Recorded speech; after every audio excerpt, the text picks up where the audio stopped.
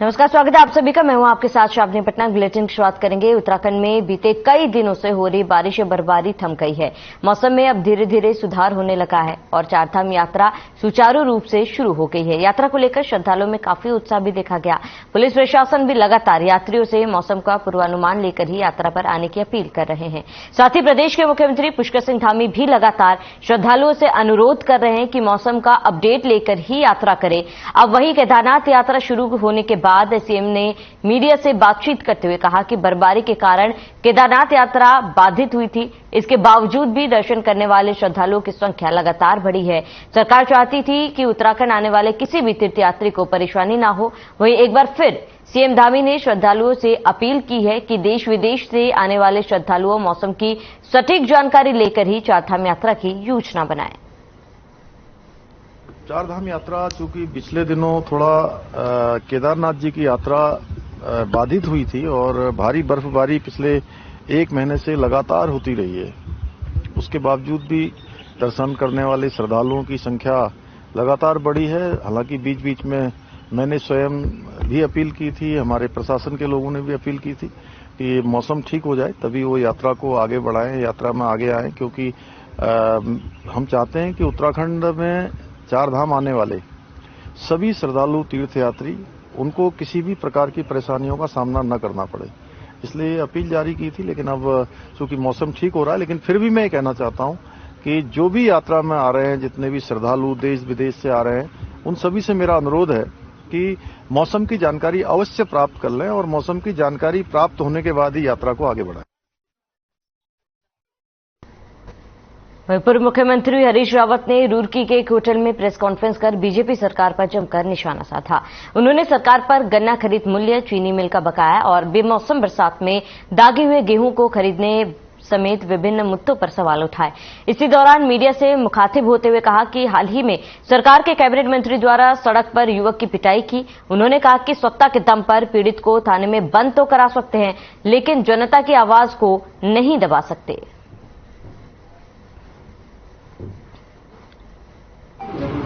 गेहूं कहीं दाग के नाम पे खरीदा नहीं जा रहा है। हमारा कोई गलती नहीं है। ये बड़ा सुंदर है और बहुत बड़ी मात्रा में वो गेहूं है भी नहीं। अगर किसान के लिए किसी के एक खेत का भी हो गया तो वो तो चौपट हो गया, तो नुकसान हो गया बेचारे। तो ये मामला है, तो इसी के लिए हमने आपका साथ मांगने के लिए आया। आज खाताखेड़ी में एक बैठक हुई थी, स्थानीय किसान उसमें सम्मिलित हुए थे। सबने ये फैसला किया है कि वो आएंगे और इस लड़ाई को उठाएंगे। वहाँ हमारे सम्मानित विधायकगण मौजूद थे, ममता राकेश जी। खबर देहरादून से है, जहां जिलाधिकारी शिविर कार्यालय में बैठक आयोजित की गई। बैठक में जिलाधिकारी डॉक्टर सोनिका ने जनपद में लैंड फ्रॉड के बढ़ते मामलों को देखते हुए अधिकारियों को निर्देशित भी किया है।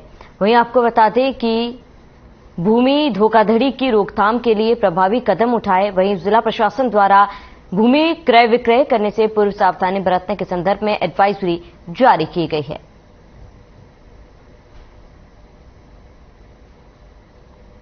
अधिकतर मामले हमारे पास जनता दर्शन में जो आते हैं वो ये आते हैं कि उनको धोखे में रखकर विक्रय पत्र संपादित करा लिए गए। कई बार ये आता है कि जमीन बंधक थी लेकिन ये तथ्य छुपाया गया।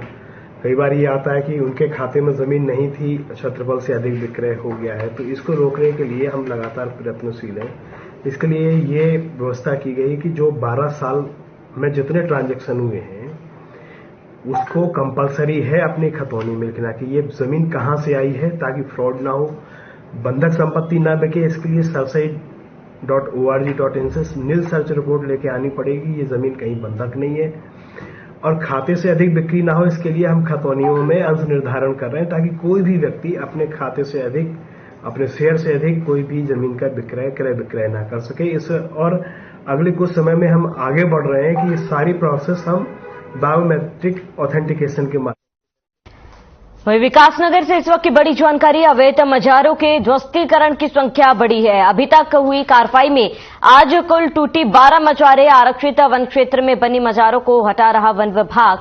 बड़ी जानकारी आपको बता रहे, ध्वस्तीकरण की कमान संभाल रहे हैं वन क्षेत्राधिकारी मुकेश कुमार।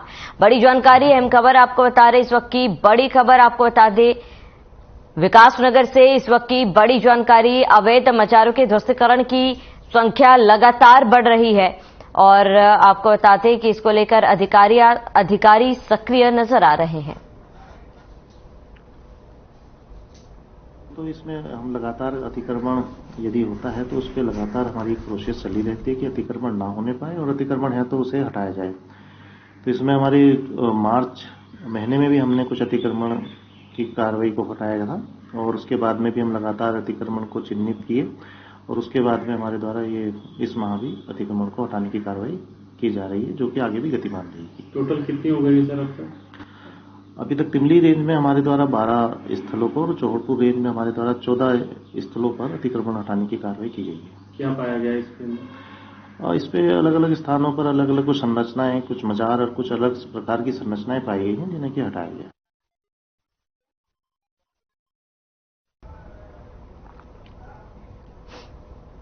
मुख्यमंत्री धामी द्वारा प्रदेश के तमाम अधिकारियों को सख्त दिशा निर्देश दिए गए कि सरकारी संपत्ति पर किए गए अवैध अतिक्रमण को हटाया जाए। मुख्यमंत्री के आदेश के बाद हरिद्वार जिला प्रशासन अवैध अतिक्रमण पर लगातार कार्रवाई कर रहा है। आज जिला प्रशासन द्वारा उत्तर प्रदेश सिंचाई विभाग की भूमि लालजीवाला में वन गुज्जरों द्वारा किए गए अवैध अतिक्रमण को हटाया। इस मौके पर भारी पुलिस बल भी तैनात रहा। एसपी सिटी स्वतंत्र कुमार ने बताया कि जिलाधिकारी और एसएसपी के निर्देश पर सरकारी भूमि पर जितने भी अवैध अतिक्रमण किए गए हैं उन्हें हटाने की कार्रवाई की जा रही है।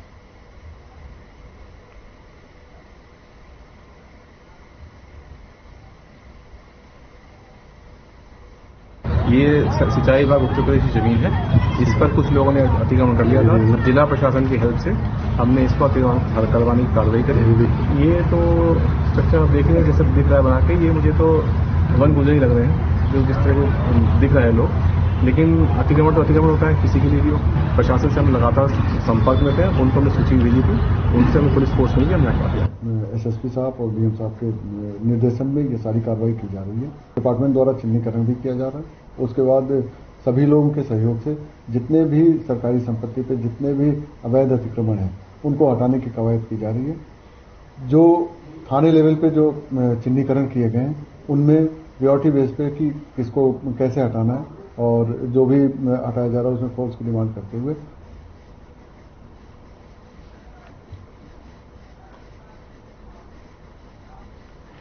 उत्तराखंड में मौसम विभाग ने 8 मई तक के मौसम का पूर्वानुमान जारी कर दिया है। बताते कि पहाड़ के 5 जिलों चमोली, रुद्रप्रयाग, पिथौरागढ़, उत्तरकाशी और बागेश्वर में गर्जना के साथ हल्की बारिश की संभावना जताई गई है।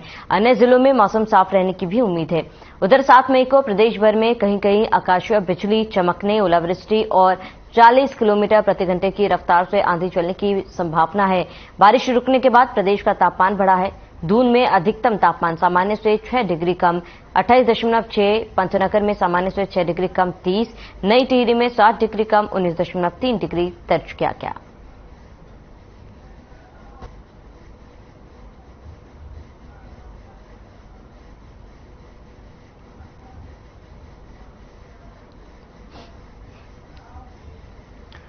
वहीं बुद्ध पूर्णिमा के अवसर पर देश के कोने कोने से श्रद्धालु मां गंगा में स्नान करने हरिद्वार पहुंच रहे हैं।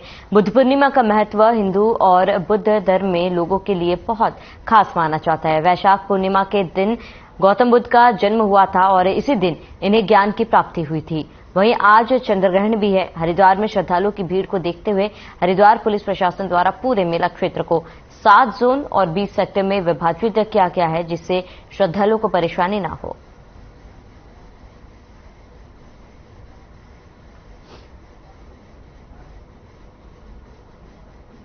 बुद्ध पूर्णिमा के स्नान को ध्यान में रखते हुए पूरे क्षेत्र को 7 जोन में और 20 सेक्टर में डिवाइड किया गया है। इनके डिवाइड करने का रीजन ये होता है कि जो पब्लिक आ रही है यहाँ पे, श्रद्धालु आ रहे हैं हमारे स्नान के लिए, उनको किसी तरह की कोई तकलीफ ना हो। गाड़ियों का संचालन एक सुव्यवस्थित तरीके से किया जा सके हमारा जो ट्रैफिक संचालन है वो भी सुव्यवस्थित हो सके। इसके अलावा जो भी हमारे तीर्थयात्री आते हैं वो मनसा देवी और चंडी देवी के दर्शन करने जाते हैं, वहाँ भी उन्हें किसी तरह की असुविधा न फेस करनी पड़े, इसलिए ये 20 सेक्टर और 7 जोन में डिवाइड किया गया है। आज बुद्ध पूर्णिमा है, हमने पूरी फैमिली के साथ यहाँ पर स्नान किया और हमारी और हमारे परिवार की सारी मनोकामनाएं पूरी करें। बहुत अच्छा लगा, सुरक्षा इसका बहुत अच्छा है और थोड़ा आज भीड़ बहुत है क्योंकि बुद्ध पूर्णिमा है, ऐसे अरेंजमेंट बहुत अच्छे हैं।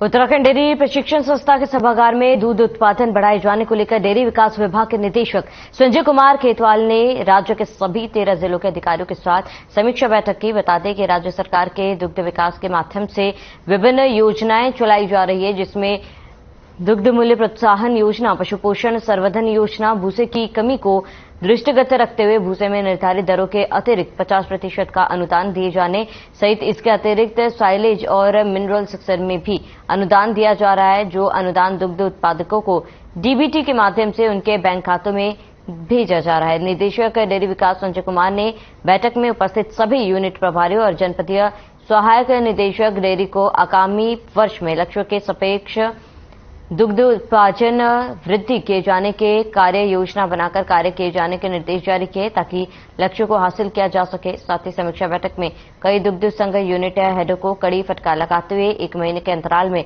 निर्धारित लक्ष्यों के अपेक्ष उपलब्धि हासिल किए जाने को लेकर कार्य योजना बनाने के निर्देश दिए।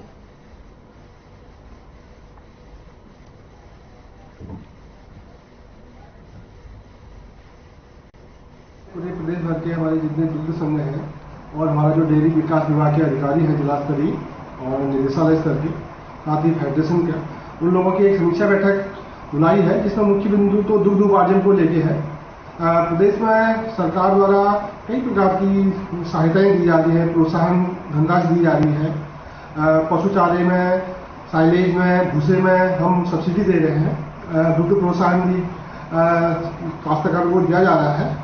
उसके बाद भी दुग्ध उपार्जन में अपेक्षित परिणाम नहीं मिल पा रहे हैं और जो हम अपेक्षा कर रहे थे ग्रोथ की 10% ग्रोथ हो तो स्टैग्नेंट हो गई है, बल्कि कई जनपदों में हमारी नेगेटिव ग्रोथ भी हुई है। तो उन्हीं बिंदुओं को लेके आज ये समीक्षा की जा रही है जनपद वाइज।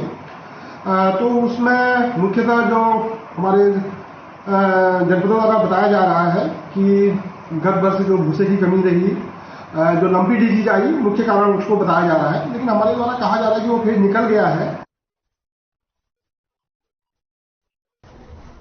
केदारनाथ मार्ग पर ग्लेशियर आने से अवरुद्ध हुए मार्गों को एसडीआरएफ कड़ी मेहनत से खोला। बताते कि चारधाम यात्रा के दृष्टिगत श्रद्धालुओं की सहज, सुगम और सुरक्षित यात्रा के लिए एसडीआरएफ टीमें संवेदनशील स्थानों पर मुस्तैद है।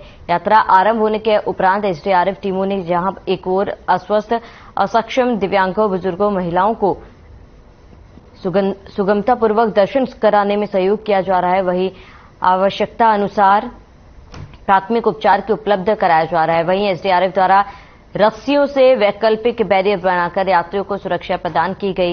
यात्री रात के अंधेरे में भी लगातार आ रहे हैं।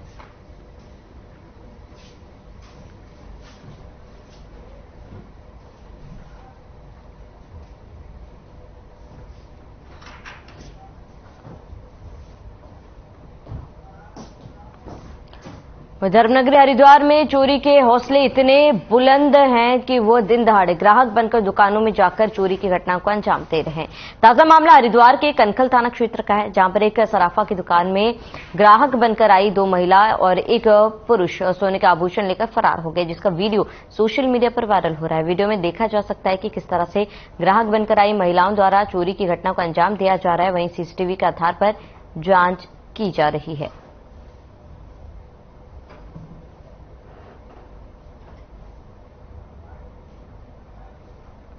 क्षेत्र में एक ज्वेलर शॉप पे कुछ ग्राहक बन के आए और उसके बाद चेन दिखाने के लिए कहे। चेन दिखाया जा रहा था, जो ओनर था वो अपने बेटे को बैठा के कहीं गया हुआ था।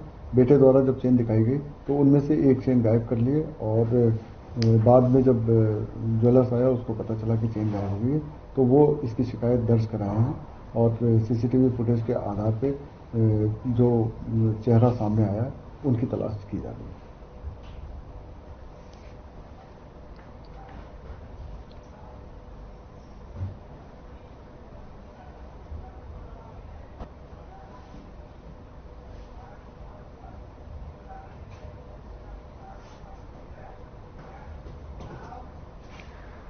वही अल्मोड़ा में वार्षिक महोत्सव का आयोजन किया गया, जहां पर सीएम पुष्कर सिंह धामी भी पहुंचे थे। उन्होंने क्या कुछ कहा, आइए आपको सुनाते हैं।